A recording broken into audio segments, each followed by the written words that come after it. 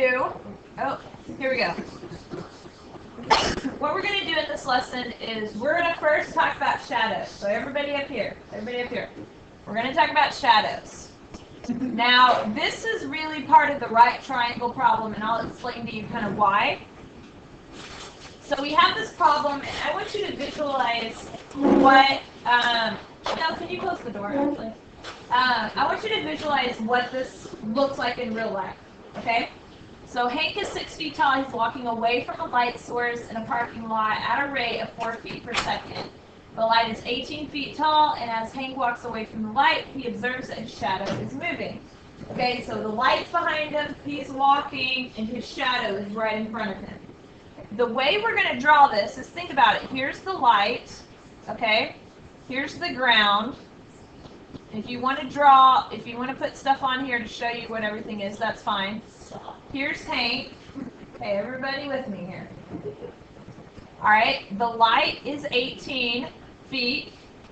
Okay, Hank is 6 feet. Now, the last thing I'm going to do is complete the triangle by connecting basically the line of the light. All right.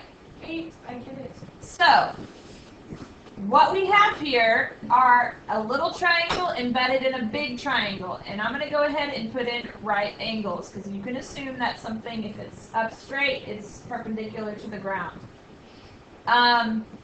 What can you tell me about these two triangles?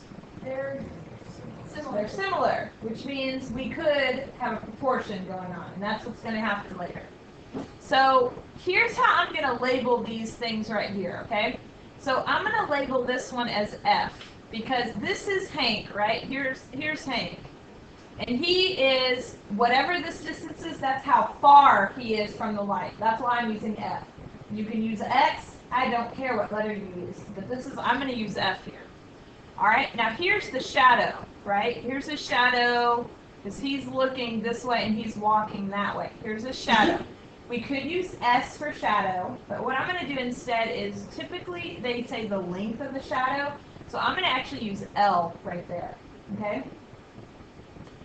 And then the last thing that can come up is, and this is going to happen in part A, is we have this whole distance, the total, all the way from the light to the tip of the shadow. I'm going to call that T, the capital T, not to be confused with little t for time. And this is going to, I like T, even though it's the same as, T for time, I use a capital letter. Here's why. It stands for total distance. It also stands for the tip of the shadow. Okay, see how that comes up here? Students get confused. They're like, both of these have shadow. What do they mean? Okay, so this is why I use these letters that I do.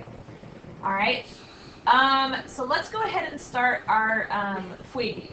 Okay, so what are we trying to find? Determine. That looks like a find word.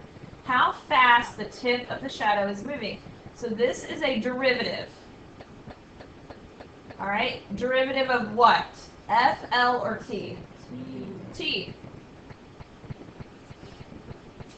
All right, the when is everything that's on the picture.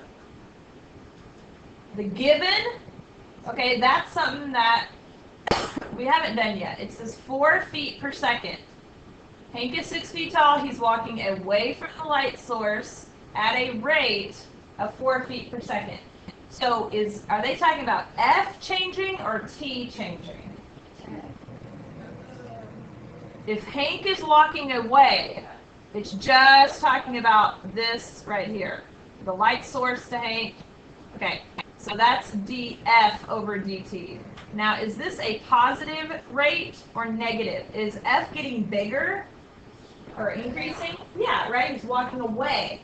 So we're going to say positive 4 feet per second. Now, if Hank was walking towards the light, how would that change? So the rate would be negative, okay?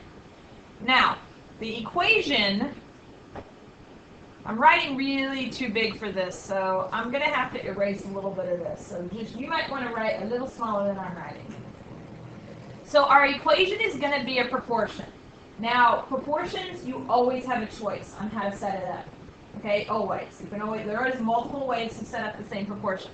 So what I'm going to do here, and I'm going to kind of approach this the same way every time we have a problem. I'm going to start with 18 over t, the big height over the big base. So 18 over t equals, and then what is that proportional or equal to? 6 over L. Notice I haven't used F, but we'll get to that in a minute. Okay, so watch this. dt, okay? It's good that I have t. I want to have t. I like that, okay? That's what I want to find. But I have an issue now, is what I'm saying. I'm not using F. So L was a great start. What I need to do instead is write something that's equivalent to L, using F and T. T minus F. Now, this is the very first problem we've done like this, but as we go on, I think next time we have a problem like this, maybe you notice that and you go ahead and write that the first time. But if not, it's okay.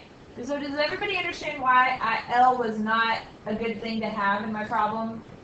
And in another problem, L is what I want. So it's not like you always do this or always do that. You have to look at what you're given and what you're trying to find and make sure your proportion has those variables. Okay, so now I'm going to cross multiply because if I take derivative now, what rule am I going to have to use? Quotient. Twice. So let's not do that, okay? All right, let's do this instead. 18t, are y'all okay if I distribute the 18 and make it minus 18f? Does that make sense? All right, so that equals 6t. Now, I can go ahead, stop here, take the derivative, and proceed with the problem. Or I can use like a little bit of algebra, clean up the problem, make it easier. Okay, let's clean it up, just a little bit. Okay, so I could divide by 6. I'm going to do something a little bit more helpful. Okay, I'm going to subtract 6t. So I'm going to subtract 6t. So that makes it 12t. And then I'm actually going to move that 18f to the other side. Now, you could divide by 6. I'm not actually going to do that because it doesn't really help me for what I'm going to do with the problem. Okay? And I get to use a calculator. So if we didn't have a calculator, maybe you want to make the numbers easier to deal with, but this is totally fine. If you want to divide by 6, do it. It's totally fine. Okay, so I'm going to go ahead and take the derivative of both sides, and I get 12d capital T over d little t equals 18 d capital F over dt. And remember, I'm looking for dt over dt. Remember, d capital T over d little t. So that's what I'm looking for. So I'm going to plug in what I know, my given, which was 4. Now, what else do I need to do to solve? What do I need to do here? Yeah, I need to take this 18 times 4, and I need to divide that by 12, and that gives you 6. Okay, you can use your calculator to help you with that math. So that's how you solve this problem. All right, I know it seems like a lot of steps. It's one more thing to do. So let me go through the steps again, and then let's do part B. Okay, so we drew the picture. We set up a proportion. Then we examine, is our proportion, are these variables what I need and what I want? If so, we could leave it, but it wasn't. There was originally an L there. And I didn't want to find L, and I didn't know L, or DL over DT. So I scratched that out, and I replaced it with something equivalent. Okay? So let's do this problem now. I'll pick yellow. So B, everything's the same, except they're asking us to find something else. So what are we trying to find in part B? D what? DL. Here we go. DL over DT. Okay, length of the shadow. So this is what we're trying to find. That changing. Just the shadow, not the distance from the shadow from the light source. We already did that in part A. Just how much is the shadow growing or decreasing. So I'm going to start with the exact same proportion. 18 over T equals 6 over L. And I'm going to think, is this what I want? or do I need to change it? In other words, I'm looking for dl over dt, so L has to stay here. Is it okay to leave t here? Do I know stuff about t? Yeah. Yep, I just found it. I didn't before, but I found it. Now, for a minute, let's just pretend that none of this stuff was here. None of this is here. And we don't know anything about t. What would I want to then replace t with? Look at the problem. F plus L. Do y'all see that? Okay, so let me explain how you got that. So if I didn't do, for a minute, I'm not going to scratch this out, but let's say I scratched all that out, okay? And I'm looking for dl over dt, I'm given f, and so I want to replace t with something, okay? Let me use like a different color. So here's L, and then df was given, let's pretend for a minute we didn't know this, okay? T, what is it going to help me, right? It's not either of these. So I would need to replace t with f plus L. I'm not going to do that on this problem because I do know dt over dt. Okay? So we're going to just go ahead and cross multiply 18L over 6t. Now this is a little bit easier of a problem because it's already, you know, just with cross multiplying, I went straight to this step. So what are we going to do next? Before we plug in, we got to derive. So I got 18 dl over dt equals 6 d capital T over dt. I'm running out of room. Remember, we're looking for dl over dt. dt over dt, we found that, right? That's 6. I just need to divide by 18. And what do you get when you do that? 2 what? Feet per second.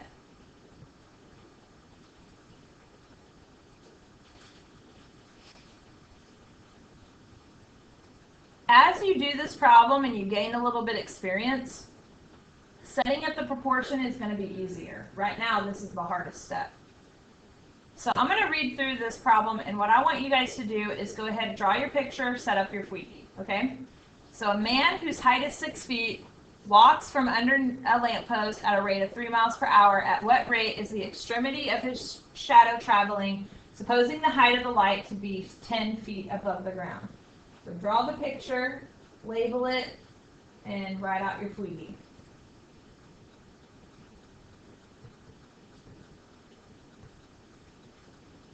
Okay, you might not be done, but I think everybody at least got the picture down. So I'm going to draw the same picture as before. Okay, there's a right angle there, right angle there. It's okay if you don't draw that. That wouldn't be too terrible. Okay, here's the man. He's 6 feet. Make it more decorative if that helps you. The light is 10 feet. This shows how far the man is from the light. This shows the length of the shadow, and this shows the total, or how far away the tip of the shadow is. Okay, so if we're trying to, well, what did you guys say? What were you trying to find on this one? Okay, anybody disagree? I said DL over DT. All right, so this is not as obvious as it could be.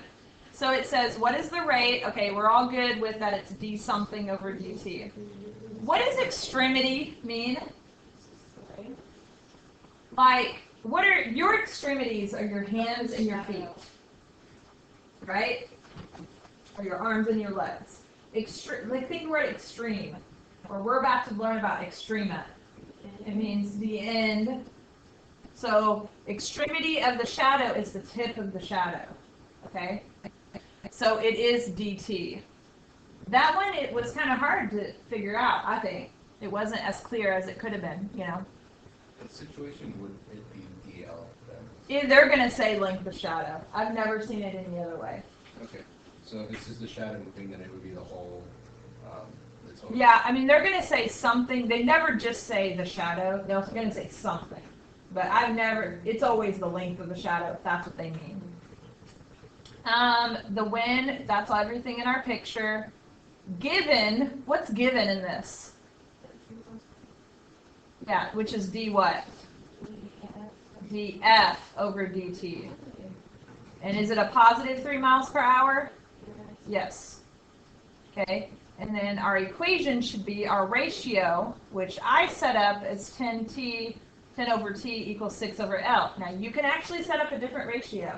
I'm telling you, if you go on YouTube and you search related rates shadow problem, you're going to see this works 10 different ways, this part of it.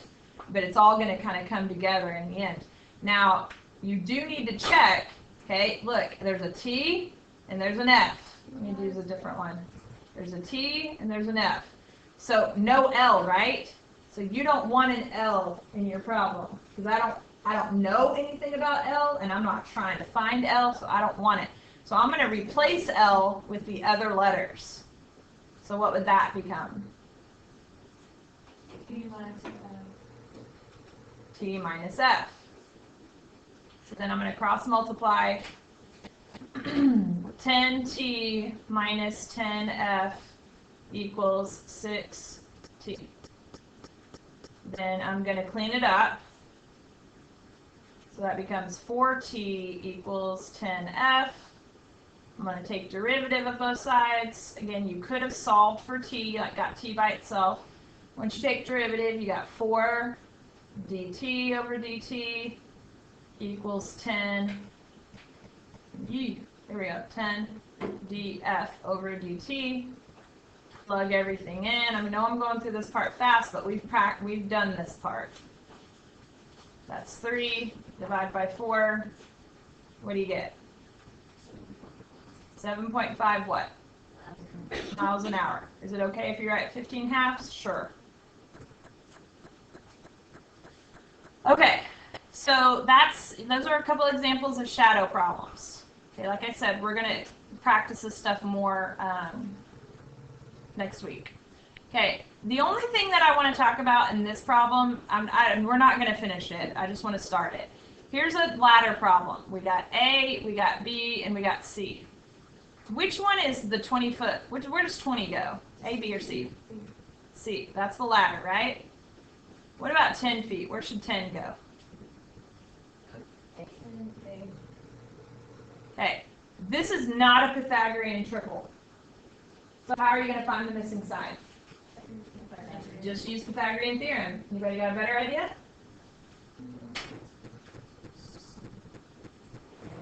Yell it out. What am I doing? Okay, here we go. If you figure it out, let me know. So this is going to be, this is going to be 300. You square root it, and you get 10 root 3. Does this look familiar at all? 10 root 3, 20. Yes, 1 root 3. It is a special right triangle. Maybe next time you'll see it. If not, this was definitely not that hard. Okay, moving on to cones. All right. So this was originally the notes for today, so we had to play a little bit of catch up. That's okay. Worth it. Okay. So cones. I am not saying cones are the hardest type of problem, but students do tend to think they are. All right? I'm going to go ahead and tell you that I'm teaching this different than I taught it last year. All right? And I think I have consulted with almost every calculus teacher I've ever had contact with, always asking them, how do you teach this problem? And I think I've combined all the best stuff. Okay? So I'm not saying I'm the best, but I'm saying I've really thought about this, okay? So, but I need y'all to pay attention and be with me, because if you zone out with cones, then you're definitely not going to learn how to do it. All right, so water's dripping out of an inverted cone. Inverted just means upside down at a rate of, and so there's a derivative word, and there we have that, okay? We're going to write that down later. A cone has an altitude, or the cone has an altitude of 10, and a base with a diameter of 6. Now, are y'all okay with me just saying that the radius is 3? Do you see why radius is more beneficial than diameter? We've talked about that before in other lessons.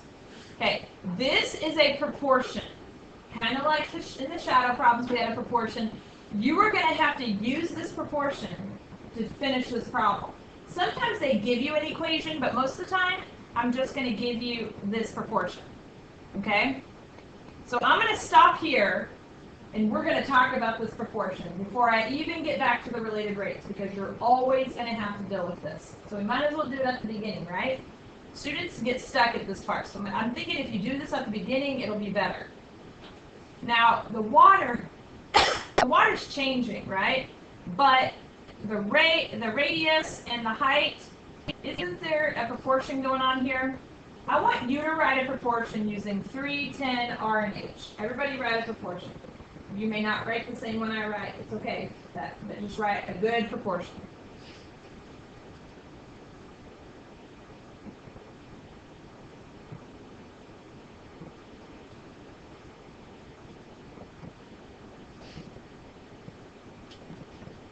I'm going to purposely write one I don't think y'all are writing. Anybody write R over 3 equals H over 10?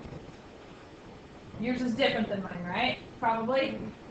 Okay, that's fine.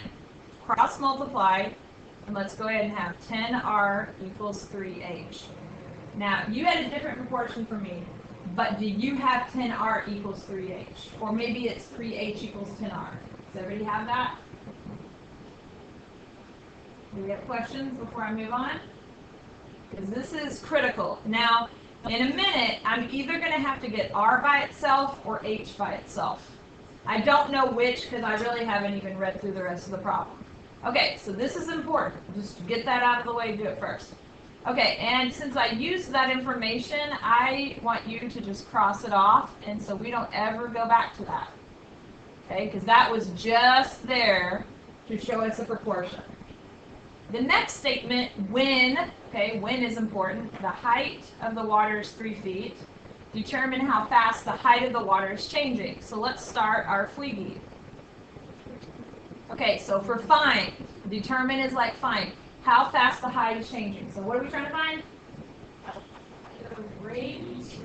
Yeah. So we're trying to find dH over dt. Now, do you think this is going to be a negative or positive rate? Negative. Negative. And my units are going to be feet per minute. Not for H, but we'll get to that. Okay, why So- is it negative? Because if water's dripping out, what's going to happen to the height? Okay, that makes sense. Yeah.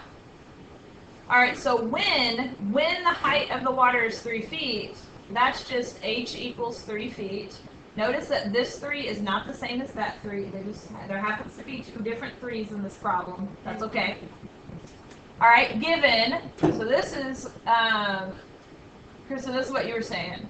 That's the dV over dt equals, now, does it just equal 2? Yeah, but it has to be negative. You understand why the volume is also decreasing? In this inverted cone, everything's decreasing. Radius is decreasing, height's decreasing, volume's decreasing, all that. Okay, so you got to have the negative there. If you don't put the negative here, you're going to get messed up, and you'll figure it out at the end, but it's easier if you just keep it consistent. Okay, now, you see how they give you that equation? Volume equals 1/3 BH. I don't like that big B. What does big B stand for? Area of the base. The shape of the base is a circle, so I'm going to go ahead and write pi r squared. Now, this is something you just need to know. It'll be given to you a lot of the time. But this is just in life, you should know the volume of a cylinder. It's 1/3 pi r squared h. It's 1/3 of what you get for a cylinder at the same radius and height. Now, do you see how this equation, I could derive it right now. I could do it this way. But I would have to use product rule. And then there's a lot of information I can't find, so I'd have to go off to the side and find it. So what I want to do instead is look at what I'm given, okay? Okay, I have H, and I'm trying to find DH. Do you see anything in here that has to do with R? No. So I really like H, but R, I gotta replace R with something. This is kind of like what we did in the shadow problem before. So I want to take R out, and I want to replace it with something preferably that has H in it. That's where you're going to come over here and you're going to get r by itself. So I told you before, we didn't know, are we going to get r by itself or are we going to get h by itself? Now, this is how you know. There's no r in the problem. So I'm going to replace r with 3/10. And that's the hardest part about this problem. Once you get that, you're good with cones. Once you get this whole ratio thing, replacing a variable, you're good. Now let's clean this up just a little bit because I could take the derivative, but it's going to be easier for us if we just clean it up. 3/10 squared is 9/100ths. H squared times h. I can clean this up even further. The 9 over the 3, that makes a 3.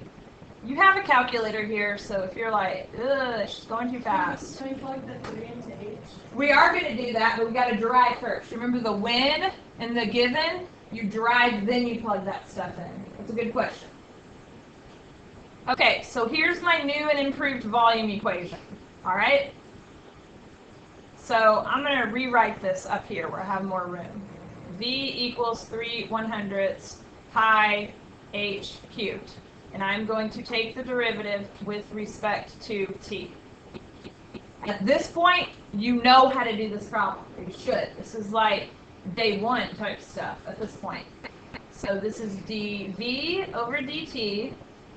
The 3, we're taking the derivative. It gets multiplied to this other 3. So 9/100 pi h, subtract 1 from the power, and then write your dh over dt.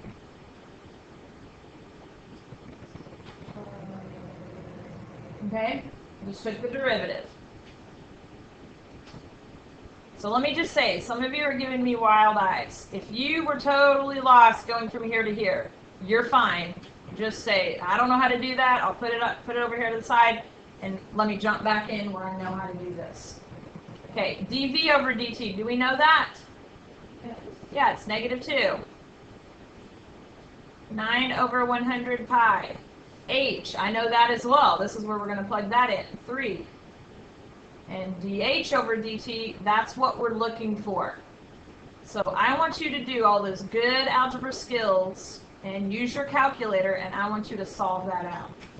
I want you to do that part on your own. You're going to want to use your calculator for this one.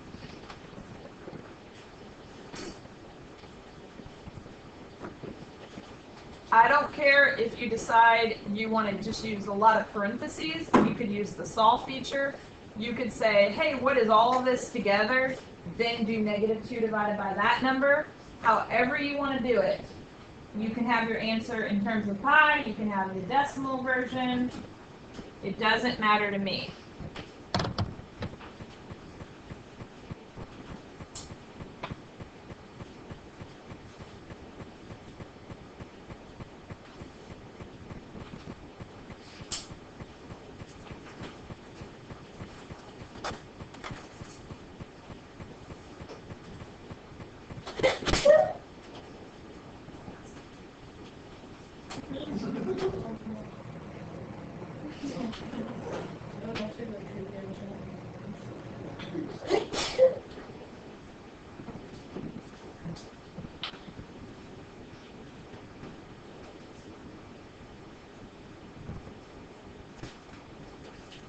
This is the answer I got.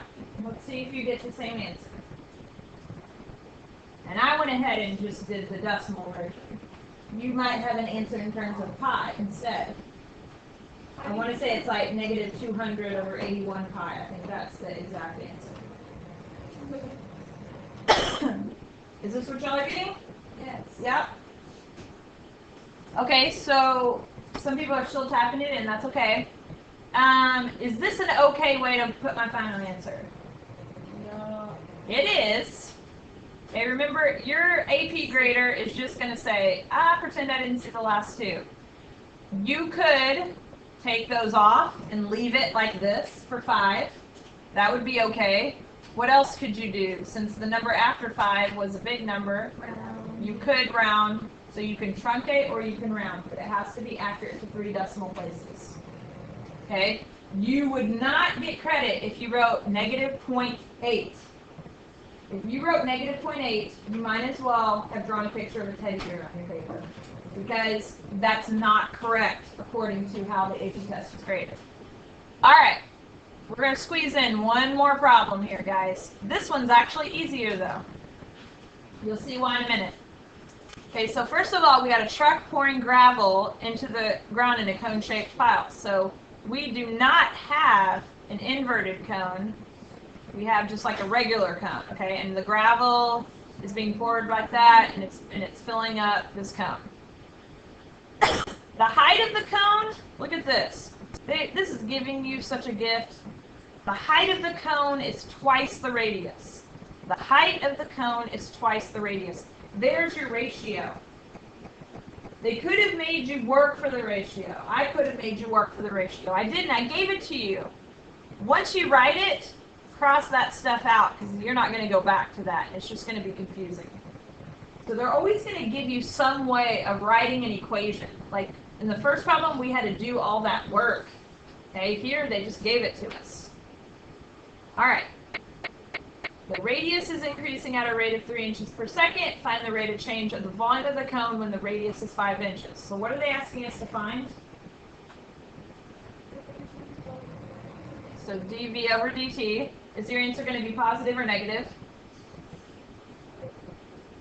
Is the volume, is it getting bigger or smaller? Bigger. So it's going to be positive. And you could go ahead and put in your units if you think you might forget. Just go ahead and determine them right then. Okay, when the radius is 5 inches, that's always the easy part. And when I give this to you guys on a quiz or a test, if you leave these blank and you don't even write the when, I'll know you're just giving up. Everybody can do that part. Okay, given radius is increasing at a rate of 3 inches, so that's dr over dt. And that's positive, again, because it's increasing, because gravel is being poured into the pile. Okay, our equation, just go ahead and get used to writing it like this. 1/3 pi r squared h. 1/3 area of the circle times the height. Easy enough? You practice it, you'll know it. Now, one of these, r or h, is not wanted. H is not wanted, and you knew that because you saw there were a couple of r's here, and I don't like that H. I want to get rid of it. So look, see how easy this is? Just take the 2r and replace it in. So that becomes V equals 1/3 pi r squared times 2r. Let's clean this up just a little bit more. So the 2 times the 1/3 becomes 2/3. And then that becomes r cubed. Wait, do you have to quotient rule these things? You do not have, if you do it the way I'm showing you, I meant product rule. this is why I'm doing it this way. If I didn't do this now, you would have to do product rule. But because these are all about proportion problems, we get out of it, okay? There's a way I could make this problem where you had to do product rule. But those are not the problems we're going to see on the AP test, so we're not going to see them in here. Okay, now we got to take the derivative. So I'm going to do d over dt. So that becomes dv over dt equals, what's that derivative? 2 pi r squared. Times dr over dt. It's okay, listen, if you skip that, you're going to notice it because you're going to think, hey, why did I never plug that 3 in? All right, dv over dt, that's what I'm looking for in this problem. So r, this is where we get to plug in the 5 and the 3. So you plug all that in, you get 150 pi. We already knew our answer would be positive, and it is, and I already knew my units should be cubic inches per second. So this cone problem wasn't as hard. 1, because they gave you this, but 2, because we had seen one. We did the problem the second time. It's a little easier every time.